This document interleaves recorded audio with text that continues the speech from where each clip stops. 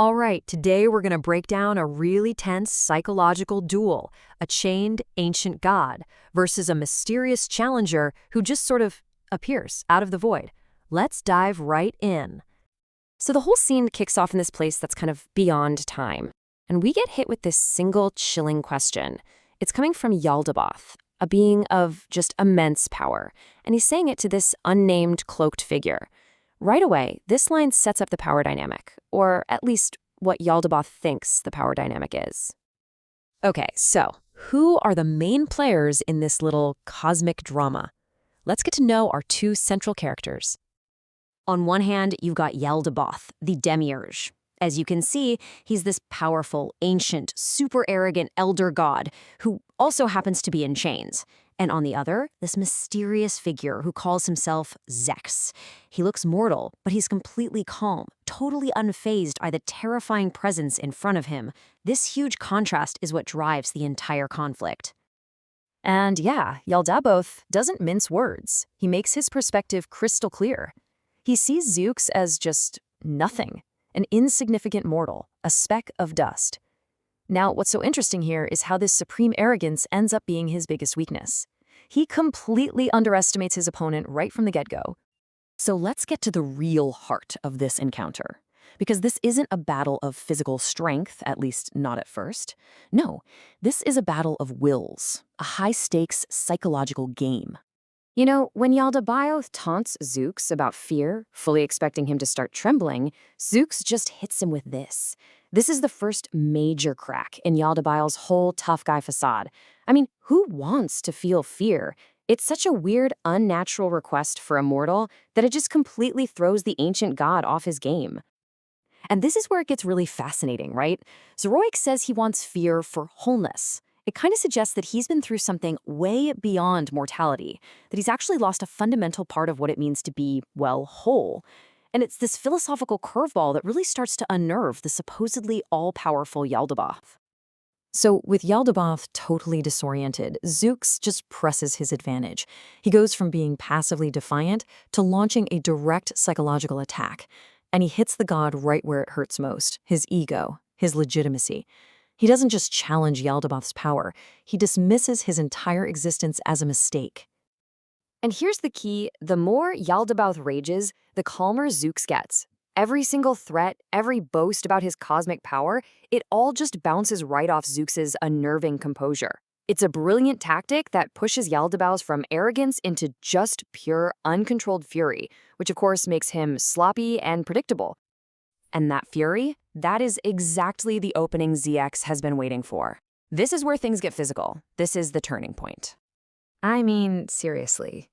At the absolute peak of Yaldabaoth's menacing, reality-warping tirade, ZEUX hits him with the most unexpected weapon you could possibly imagine. Pure absurdity.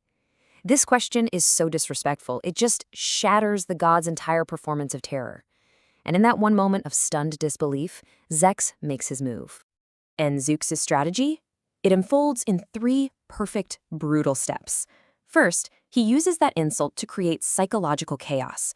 Then, while Yaldabaoth is still trying to process what just happened, the legendary Masamune blade appears, proving ZEUX is no mere mortal.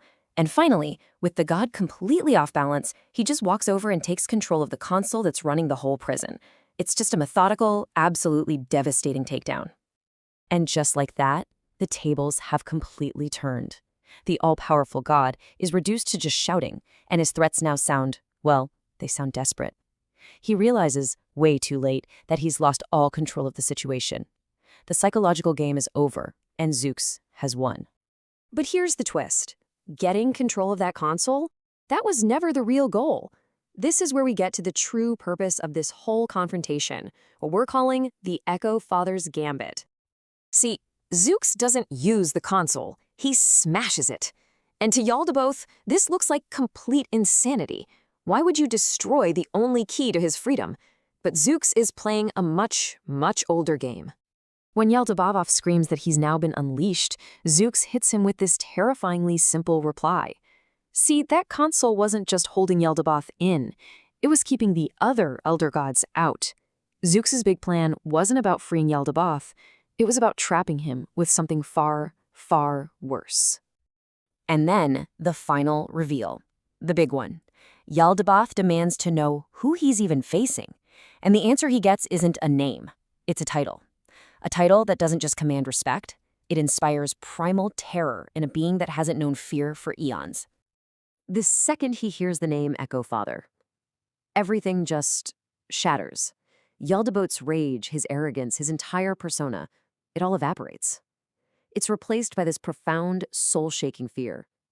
He realizes he wasn't dealing with a mortal, or even some descendant of his old enemies. No, he was dealing with something far, far older.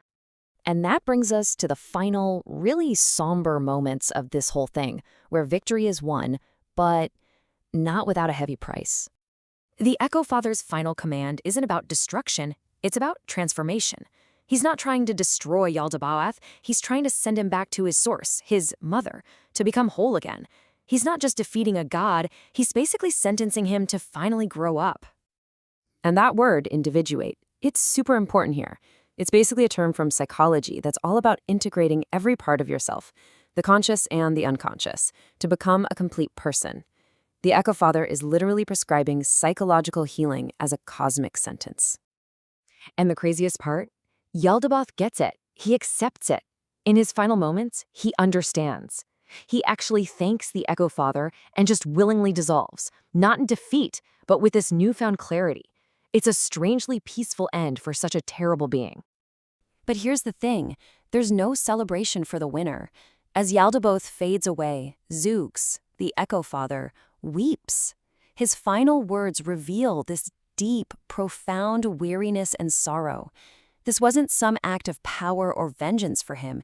It was a necessary, painful duty that he really wished he never had to perform. And so that leaves us with this final, kind of haunting question. The cosmic board has been reset, a wrong has been righted, but the victor is left all alone grieving. It forces us to ask, in a conflict this big, what does it really mean to win?